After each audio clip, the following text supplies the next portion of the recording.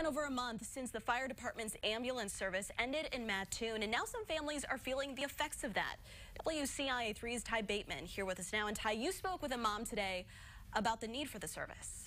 The mother and son you're about to meet were in the middle of an emergency when they learned help wasn't on the way. And now they hope that their story can be heard to have a change before it's too late. Go, go! Meet Jace McDonald. He's 22 months old and has epilepsy. His first seizure was over 2 minutes long, so one big thing about seizures is their length, and the longer they go, the worse, the more set up you are for injury. When he has a seizure, a response from emergency services can get tough for his family. Recently, he had a seizure while they were running errands.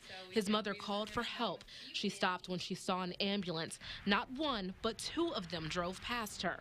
Then she took matters into her own hands. Drove by, Mitchell Jordan didn't have any ambulances there, and so I took him to Mattoon Fire. I walked in with him post-ictal, and they cared for him throughout his entire post-ictal phase, monitored his heart rate, his oxygen saturations, stayed there in case I was going to need to administer his emergency medications, and were very, very helpful. Alyssa McDonald says she was grateful to those firefighters. She took her concerns to City Council, hoping for sympathy or a solution, but she says there was no response at all. Their job on the City Council is to represent the citizens of Mattoon, and if a citizen of Mattoon comes with a legitimate concern and is respectful and professional, and they want to talk, I feel like it's their obligation to address their concerns, whether or not they agree with me. The fact that they didn't even have the decency to address me, I think, is quite horrific. When we reached out to the private ambulance services that have taken on the emergency calls, they say when they're pulled away to transfer calls, it takes away from them answering locally. Those calls can take them as far as an hour or two away. Still, McDonald says the council should have been ready for it all. Their lack of preparation is not my emergency. It's not my son's emergency, and I should not have to suffer the consequences, and he certainly shouldn't have to suffer the consequences because of their poor planning.